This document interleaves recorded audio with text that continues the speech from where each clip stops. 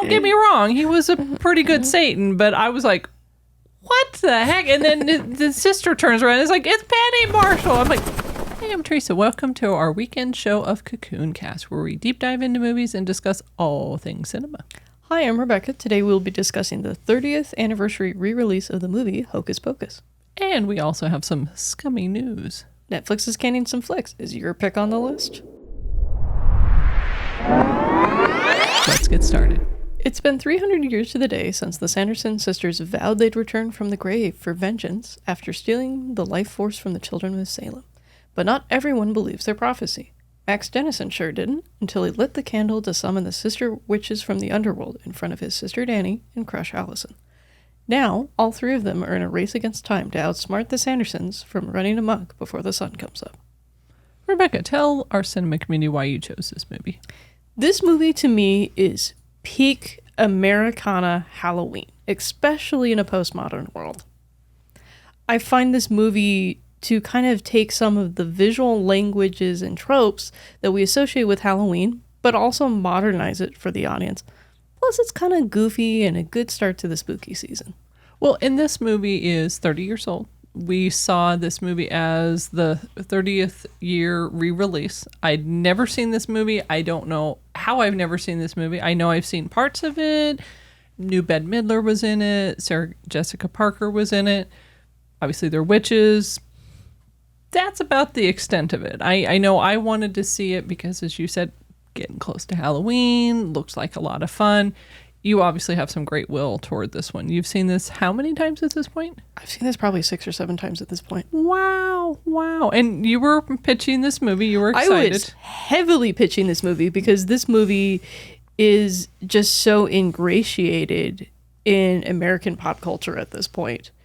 It's almost ridiculous. The second one, the hype was just insane. Well, and I'm amazed because at this point it's qualified or classified as a cult classic. As you said, it had a lot of elements. The acting was pretty impressive. I remember we were sitting down to see it and you said, oh, hey, Bette Midler's gonna sing. And I'm like, ooh, Bette Midler's gonna sing. The acting was good. Obviously, there was a surprise for me when, I don't know, is this spoiling when I say Satan walked in and he turned out to be Frank Marshall? I'm like, why is Frank Marshall Satan? Don't get me wrong, he was a pretty good Satan, but I was like, what the heck? And then the sister turns around and is like, it's Penny Marshall. I'm like, I don't know who she was. I think she was Satan's wife. But yeah, they definitely get some mileage out of that. That was crazy to me. That one I didn't want to spoil for you because I just wanted to see the reaction on your face. Oh yeah, the reaction is the same. I'm still shocked. A few hours later, it's not like, oh, that's past. I'm like, I still can't believe I've seen Frank Marshall with little horns and like little glitter Satan and he has a little outfit. hellhound chihuahua. Oh, that's right. I forgot about that. And he's all dressed up and I'm like, wow. But the acting was pretty good. It's pretty solid. It's one of the things that I think helps bring in new fans year after year for this. Well, and my understanding is it didn't cost too much to make back in the day. Well, and it doesn't look like a low budget movie. No, to their credit. No, but it felt its age to me. Yes, I know what you're saying, that like there's certain things and certain production design moments and a couple references specifically that kind of lend itself to that. Well, and that's fair. And some of the language they were saying, I remember they were like, it's totally tubular. And I remember going to you going, yeah, that's what they used to say in the 80s. That was like a thing in the, the high school and all that. One of the things I was surprised watching this as an adult is this is not a Touchstone feature. This is marketed under the Walt Disney banner. So don't be deceived. There's definitely some adult moments. Well, and it's rated PG. Yes. What's your thought on that? I don't remember language. I don't either. I would do this as a soft PG-13, honestly. Well, and you had said that, Ashley, a few times. You had said, it feels like PG-13. It feels like PG-13. Yeah. Well, and it starts out of the gate. They're like, oh, we make brew and we, eat children. And I'm like, oh, this is going to be interesting. And like I said, I didn't know. I didn't remember this. I'll be honest. My favorite character is bit dicey in some points. And your favorite character is who? Bette Midler or Winnie? Or Winifred's up there. Sarah's my favorite. Oh, she is. Why is that? I like Sarah because she's really bubbly and friendly to everyone. You notice that even when she's not flirting with somebody, she's still like happy and excited to be around. So when she's not eating kids, she's the kind of gal I'd love to hang out with, have a cup of coffee with or something. Well, and you had said something that I can't remember how you exactly said it, but you were saying the characters like Bette Midler and Sarah Jessica Parker and Kathy, you were saying they felt true to themselves outside of this, that they were capitalizing on the best part of them. You don't cast Bette Midler without getting Bette Midler to stop and sing for everyone. And that's one of the strengths of this movie is it recognizes what the actors and actresses are good at and really hones in on that. I would agree with that. I know we were talking about, the budget was like 28 million and it made like 47 million at one point. And the parts I found it interesting, the parts that I was reading, they were saying not necessarily in the theater at the original release, but every year this comes out. Yes, this is, for me, this is one of the movies that I often see on ABC's 31 Days of Halloween. Well, it's now called Freeform, but the channel's still the same. Well, in my understanding, they've had a ton of merchandise. They've had Lego sets. They've had TV. 3 Funko Pops at home. Oh. I have one from the new... I have 2 of the sisters from the new movie. They're new designs. And I have one of the other characters. So the new movie is the sequel, correct? Yes, the new movie is the sequel. And this is obviously the start of all things. Yes. And I've dressed up as a couple of the characters on Halloween before. Well, I was going to say, I recall such things. And you really like this movie. It's a good decompress movie for me. Because the stakes are still a little bit present. But it gets goofy, but then there's still that kind of dark humor. And then there's some slapstick. It really wasn't what I expected. And it's weird to say, it wasn't what I expected, but you've never seen it. What do you expect? But...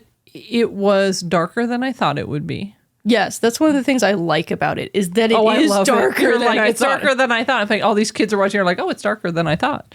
No, I love that. I love that it doesn't use the kid audience as something to kind of water down the moments. It actually presents them to the audience. Okay, and I think that's fair. I know the music I really liked.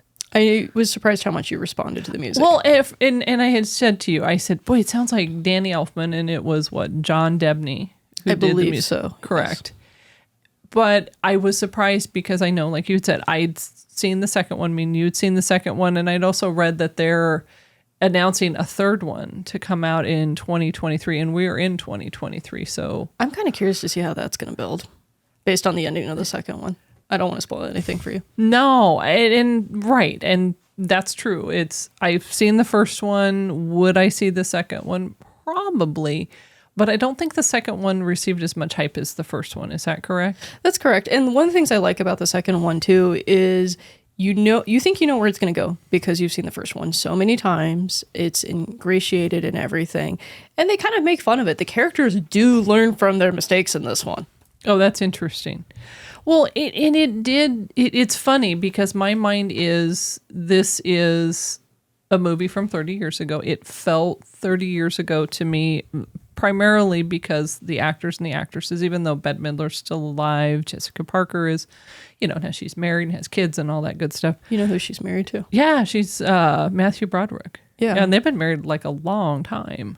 But back in the day, right, she was pretty young at this point. And Bette Midler just doesn't seem like she ages. So I don't even know what to even say to that. But it's weird. It felt like in my lifetime, but when you say 30 years ago, I'm like, holy smokes. But it did feel a little bit older, even though the story, I think the story could happen at any point because we're talking about witches back in the day. So it's not, 30 years is relative because they're coming back on the scene after, 300 years? Yeah. So it's just like, it's just kind of relative to me. And the directing, your director, you like? Yeah, I like his creative work. When I was younger, I was a bigger fan of Kenny Ortega. Okay. And what has he done recently? You were telling me. I'm sorry. A lot of people in my generation know him for Descendants and also High School Musical. That was the big one. Was High School that's Musical what was it the was. big thing. Thank you. I'm like, But I remember you told me. Honestly, I think Descendants is the better franchise for him. Oh, okay. In special effects, if special effects fail, I don't know. I'm kind of torn because it feels a little older. Well, when we watch Beetlejuice, Yes. I want you to compare it to that. That's a fair statement. And it's funny because these movies came out obviously before you were born, but not by much. But I'm not going to prop up a little newborn and go, hey, honey, watch this movie. But I find it interesting as you were watching it, you were fully engaged and you were laughing at all the parts. And it was the laughter, the enjoyment was from somebody who has seen it multiple times. And I enjoyed that. I laugh because I know some movies that are, older, sometimes, you get a little distracted or, we'll do something else. But I laughed. You were just fully present to this movie. And I'm like, wow, that's pretty impressive that you've seen it this many times and you still like it and you knew all the different parts that were coming. You were still fully engaged. Granted, I do put some space between my viewing, so I think that helps a little bit too. Well, if you see it once a year. Yes. Next year is coming. Do we have any questions from the box? Does this movie live up to the reputation now that you've seen it and all the hype, or is it overhyped? I think this movie needs to be measured, like Teresa's saying. This is an older movie. And it is for a very specific audience in mind. And who would you say that specific audience is? This feels like a theatrical play, almost like a musical in some ways. Oh, interesting. I could see that. There's one song that is sung through this whole thing completely as a performance. Mm-hmm. But I think it feels like a stage play. You have these characters that come in, create drama, and then you have the characters reacting to it in almost a closed box scenario. Mm-hmm. The other thing is, I think it feels like horror movie light, kind of like you have the killer coming in and disrupting the town, and you have that kind of mysterious element of they're familiar in that you think you know what's going on, but when you're face to face with it, it's something different. So maybe more suspense. Suspense. That's a good word. Okay. I find that interesting. Well, and you have zombies too. You've got it all. Honestly, I would have appreciated more music, especially given the talent. I think that would have been more impressive and maybe grab my attention a little bit more. Do we have any other questions from the box? Being this is like 30 years old and Hocus Pocus 2 came out in 2022 and we've got the new one announced this year for whenever. Do you need to see the first one to watch the second one? Are they really linked together, or can you just watch the second one if you want? I think they're really linked together. You have to see them back to back. Otherwise, there's going to be some jokes that don't make sense. There's going to be some reactions that don't make sense. I know you and I were talking about their reactions with Thackeray. There's one point when they react to a cat the way that they should have. And they kind of make a reference to the previous situation. They also point out that this is the second time that they've been brought back so soon. Oh, that makes sense. Well, and considering, right, I haven't seen the first one, or excuse me, I haven't seen the second one, third one's on the way. I think this movie, the ending, I obviously won't spoil it, but the ending to me, it's enough to just go, okay, that's it. I've seen it. I'm content with it. It didn't feel like, oh no, like, we laughed about some of the new Spider-Mans. The only thing I don't like about the second wink, one. New ones are coming. It's like, all right, I've seen it. I think I've seen what I needed to see. All right, Rebecca, I have 5 spooky moths that are singing and slightly dancing and going to cast spells on you. What do you think on a scale 1 to 5? What would you give 3 moths. 3 moths. Tell me why. This isn't a perfect movie. I'll be the first to admit that, but it is an enjoyable movie. It keeps you entertained. Most of the time, there's very few distractions that kind of take you out of the plot. There's a lot of the story that is contained, and there is some logic in it. Okay. I would agree with you. Funny. We typically don't agree. I would give you a 3 moth for similar reasons. But also, I think the story was a step above average. It was a little bit more creative. The acting was good. It came together well. Obviously, Frank Marshall. The unexpected factor was pretty great. But I don't know. A 3.5 feels a little high. A 4 definitely seems too high for me. However, I do understand the nostalgia. I appreciate the nostalgia. I appreciate the fact that there's something that people can look forward to every year. Like you said, I don't think I would see it more than once a year.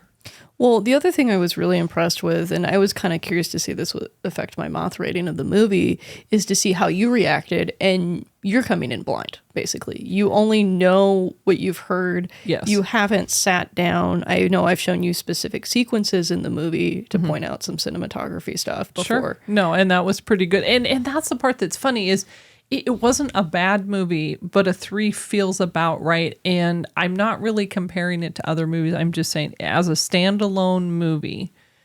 So I'm not saying, well, this is the gold standard of, spooky, witchy movies. I'm just saying as a standalone movie, did it have enough elements to keep me engaged? Was the acting good? Was the directing good?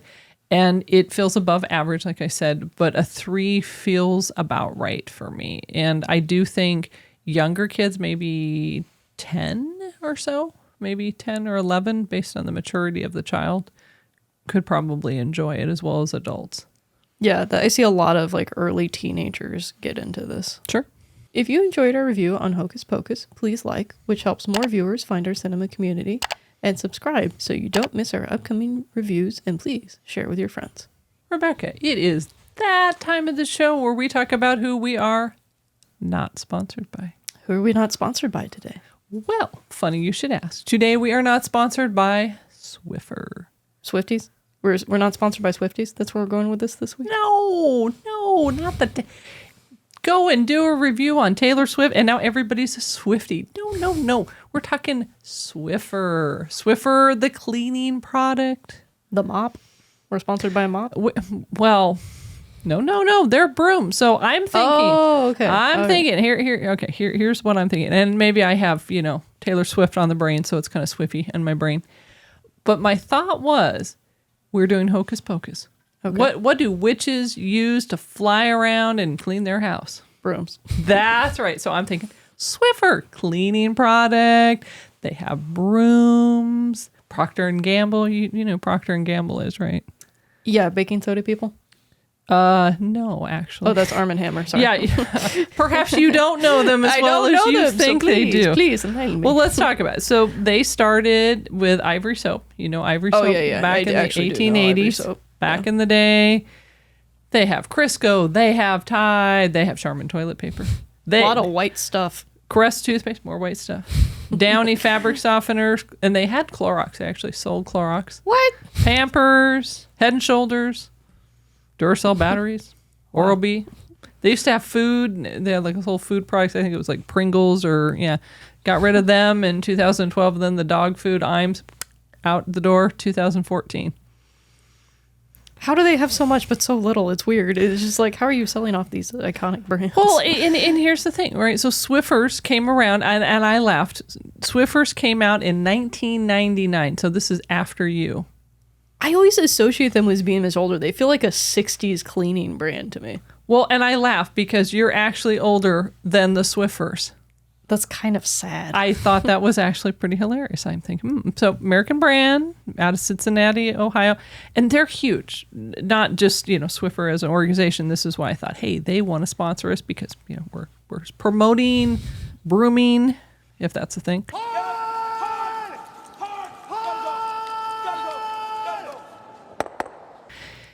I'm thinking, their revenue. You ready for this? Okay. Yeah, I'm going to ask you because it'll just like blow your mind. Their revenue is $82 billion. Not 8.2, right? No, like 82, like cha-ching, almost $100 billion. Their employees, and this isn't like the range, like we're talking about the Christmas employees that are selling stuff. 107,000, bigger than a lot of cities. That's definitely a lot. They're huge. They're big. Drop a few bucks our way, right? We're promoting we'll sweep it up. Well, I know, but they don't. No. They said no. But they have a ton of products. And some of these products we've used. We use these in the studio. We've used these at our house. I think you've grown up seeing some of these things. The little Swiffer dusters, with the big handle. Yeah, I've definitely seen those being used in the studio. Yeah, big giant handles. You would think. Then there's the Swiffer sweeper. Say that 3 times fast. I'm going to sneeze if I do it. Exactly. So that's the sweeper mop if you need that. Then they have the sweep and vac. Guess what that is? Sweeping and vacuuming. I know, right? That's pretty crazy. It's a little light little vacuum. I haven't seen it, but I hear it's kind of cute and, fancy. Hey, maybe they can send you a sweep and vac. Well, and somebody's great in their marketing because they have the Swiffer, the Swiffer, sweep, and trap. Is that like trap or? Yeah, I know, like little random things. No, it's actually, I laugh. I actually had one of those in one of my offices years ago. It's like this little thing where you kind of dust. Yeah. And it has a little part where, you can get the big stuff and then you flip it and it's got this little thing to pick up the little stuff. Oh.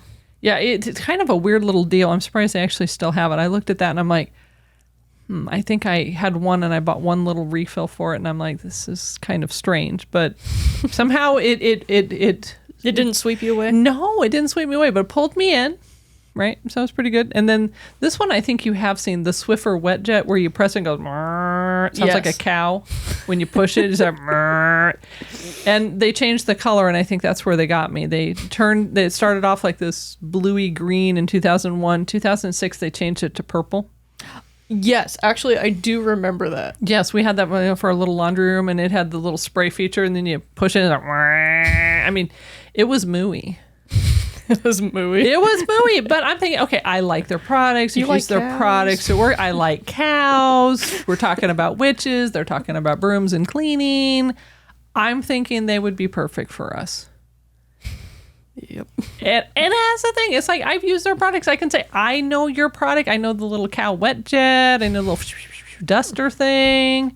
Everybody needs a broom. Witches need brooms. What do you think? I'm asking them.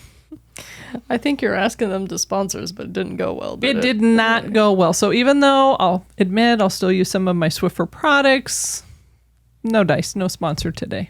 Thanks, Swiffer, for not sponsoring us. If you have seen Hocus Pocus and you want to share our review with a friend but don't want to share the whole show, head over to our companion channel, Cocoon Cast Clips, where we take this show and cut it up into bite-sized clips. Perfect when you're short on time or just want to share a snack-sized review with your cinema community. It's that time of the show where we want to hear from you. We would love to see you standing outside your favorite movie theater with your cinema community. Please send your photo to hello@cocooncast.com. Be sure to tell us who you are and what movie you're going to see, so you can show our community your cinema spirit. Now let's talk about some of the cool comments we've been getting, Teresa. First up, we have Noah the Show 4066. Commented on our review of The Kill Room. Here's what he said. I found this channel a week or two ago. Love y'all's content and what you bring to the movies. Ooh, exclamation points. Keep pumping out these awesome reviews. Wow, more exclamation points. Wow, Noah the Show found us. Welcome to our Cocoon Cast community, Noah. Great, thanks for sharing. Next, we have Big Tony Style commenting on our review of Rattle and Hum. Here's what he had to say. Cocoon Cast team should make your way to Vegas to watch the new U2's concert at the Giant Spear they built. It's on our bucket list. I know Teresa and I have been discussing actually going. Wow, I know. Hey, Tony, if you go, we'll talk to you. We're very excited. One of our subscribers actually messaged us and told us it was freaking awesome, so I'm extra hyped for this. No, that was a great message. I appreciated that too. So we'll live vicariously through our cinema community.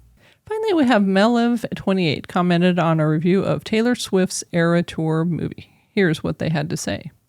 I am a Swiftie agnostic. I guess it's a thing. It's a thing. It's a thing. I think mainly because of the generational gap, but I do recognize and appreciate her music talent and her team's market savvy. Absolutely.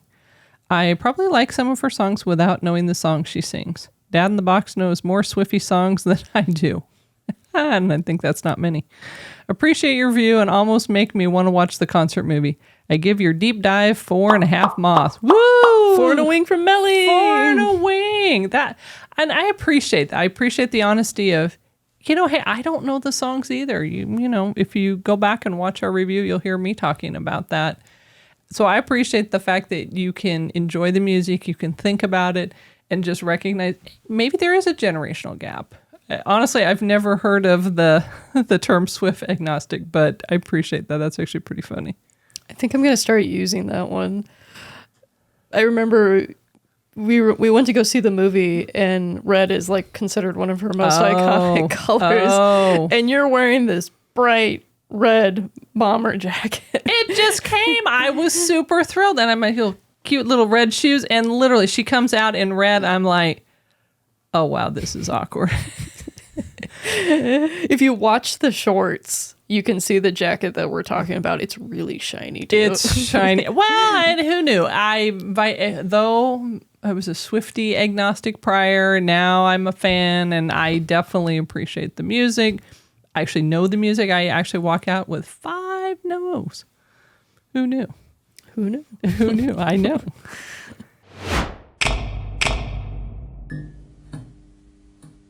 And now it's time for some Hollywood news. Rebecca. The Iceman still striketh. Yeah, they were close. I was reading. They were so close to being done. Yeah, 92 days and done. All right, let's fill our cinema community and who's reporting what and where. Dominic Patton from Deadline. Oh, he's back. Brought us this story almost 2 hours after it happened to say that the Alliance of Motion Picture and Television Producers kaput. Talks 92 days in. This was Wednesday. Just froze over. Well, from what I heard, they slammed the guild for rejecting the term. That was part of his article. Is that correct? That is indeed correct. Wow. I was just blown away by the cojones to say, you guys are spoiled. Let me read the quote. The quote is, after meaningful conversations, it is clear that the gap between the AMPTP and the SAG-AFTRA is too great, and conversations are no longer moving us in a productive direction. And that's when it just stopped. This is their announcement to the general public saying this has stopped. And they have no plan at this point. Obviously, we're not on the front lines, but from your understanding... I'm not in the conference room taking notes who's saying what. Wouldn't you love to be a fly on that wall? I would love to be a fly on I would that wall. love to hear what their thought is. But they're thinking, October is the soonest that they're going to resume? We're in October. They had a pause because WGA had their talks. And so they're like, okay, let's just take a short little break from October 2nd. Oh, wow. How badly do you have to screw up? Because you have this intense goodwill now that you're like, hey, I'm willing to compromise. I'm willing to negotiate. I'm only asking for 2% of streaming revenue for these actors and actresses. And so the streaming revenue was That's the sticking point. That's the sticking point. That's the sticking point for a lot of these. And they've been on strike 91 days, is that correct? They were on 92 days as of Wednesday. Oh, 92 days. As of Wednesday. Now, we've had a few days where, talks have cooled off. Sure. And SAG-AFTRA has issued their own statement, basically calling out the MTP. So now we're back to flame bait. Well, in my understanding is what, $2.4 billion it would cost them. Yes. That's the sticking. So it's not, it in 2% sounds like nothing, right? You go, oh, it's 2%. But my understanding is the $2.4 billion over the course of a 3-year contract. Yes. So the amount of money is actually That's $800 million a year if you do the math. Wow. And so everything just stops right now. Everything just stops. And you have torpedoed your entire strategy. And I'm just, again, I'm blown away. I'm blown away. I agree. I thought them releasing some of the deal terms was already bad when they were trying to get people to feel sorry for them in terms of the writer's strike. It's like, I just wince at this point whenever I open Deadline. It's almost reflexive. It's just like, oh. Well, and I don't think they're trying to manipulate it per se. I think it's, we think we're close. We think we're done. Yes. I don't think it was, I think earlier on it felt as if the big guys, if you will, were trying to create will where people were like, oh, stop already, be done already. But when you see the amount, you see what it is. And they're just going for broke at this point. Well, you got to think about these are the top 4 entertainment CEOs. This is true. Warner Brothers Discovery, David Zasloff. This is Netflix's Ted Sandos. This is NBC Universal, Donna Langley. And even Bob Iger, our old buddy. Oh, Bob Iger. And then you have the notorious Carol. Oh, Carol. She's even got a parody account of her on Twitter. I'm sorry, X. She's even got a substantial following on that parody account. It's just, wow. I just am so discouraged for them. I can't imagine. I mean, honestly, both sides. I can imagine the frustration thinking, we're so close, we're almost done. And no, not yet. Like the air just leaves the room, I would think. Wow. Do we have any questions from the box? Tell us how you really feel. Do you think SAG-AFTRA should go hire whoever solved the WGA problem and bring those folks over to negotiate?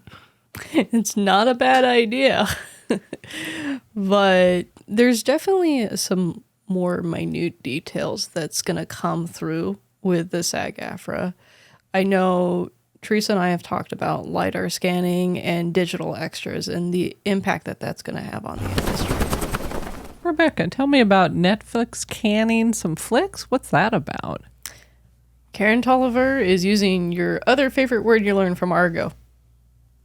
Argo what? Argo, fuck yourself. Nope, not that one. We can't say that one on YouTube. Oh, hey. I'm like, whoa. I don't think that's the one. That's not the phrase. It starts with a T. Oh. Turn around. What happened to your picture? It's a turnaround. And you're going to explain that to our cinema community. Turnaround is Hollywood's favorite phrase to use whenever they're not sure what's going on with a project. It can just stop, start again, or it just can be completely shelved for new generations to discover and re-release. Wow. I'm just laughing. It covers it all. It's just in turnaround. Oh, yeah. It's a great blanket statement. And she's their VP of animation. Karen Tolliver is Netflix Animation's new VP. That's correct. All right. And what's her turnaround plan at this point? You're going to love this.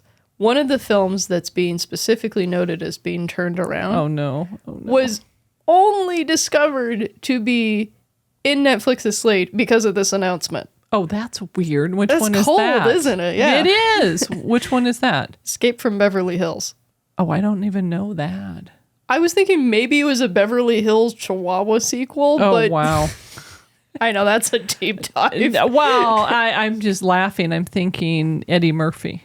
Right, Beverly Hills Cop. Oh. I'm like, what? No. Well, there is supposed to be some revival that's being plotted. Oh. It is the Escape. Is that like a franchise or something? I don't think it's no John Carpenter Escape from New York, but hey. Oh, okay. Well, John Carpenter. Yeah, back to the Argo. I'm like, John Carpenter again. Wow. And you said there's 2 movies. So there's 2 movies. Yes. The second movie, this one I was actually really excited to hear about. Oh, no. It's called Tunga. It's from Godwin Javonge. And Netflix had a huge bidding war for this film. And it's in turnaround now. Oh my goodness, that's kind of wild. And the other impact other than the movies you may want to see or you know about or just, we're not sure where they're going. Well, and I double checked for you. Yes. This is not affecting Dawn of the Chicken. Oh, Dawn of the Chicken. Yeah, this is not affecting the new Chicken Run. Yeah, I know. I want to see that. I would go on strike for that. That's what we need a sign for. This is also not save our chicken. Save our chicken. This is also not going to be affecting the Adam Sandler film where he plays this lizard. Leo, I think it is. I know a lot of people have been kind of interested in Leo, that. like Leo. Not Leo Lamini. Yeah, no. the books. This is an original story, supposedly. Right, supposedly. Every once in a while, Hollywood comes out with these stories and you see these, oops, and at the end of the credits, we're like, we'd like to thank so-and-so. Sometimes that just means it slipped past legal, and legal's like, we found this thing. It looks like this thing, like halfway through the production. I'm Dita laughing based Von on a Teese true had this story. happen to her. Oh. She called out the producers of Charlie's Angels, I believe, a few years ago for using her signature routine. Oh. I'm And laughing. I'm like, no, everything she does is copyrighted. no, I get that. I'm just laughing. I don't know if I would put her in the same, Charlie's Angel. I'm like, that feels like it doesn't quite go together. Makes more sense when you watch the movie. There is word that there's going to be a bunch of job layoffs because of this. Oh no. And we don't even have a number yet for this.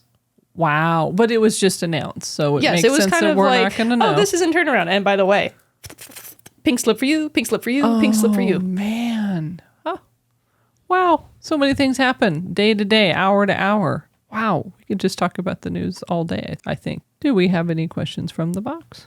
Do you think all these strikes are influencing new executives to come in and put projects on hold because they don't know when they're going to have the resources to even work on them? I think that's a very present thought in the minds of the executives. I think the other thing is animation studios are so uneven in terms of their profit margins.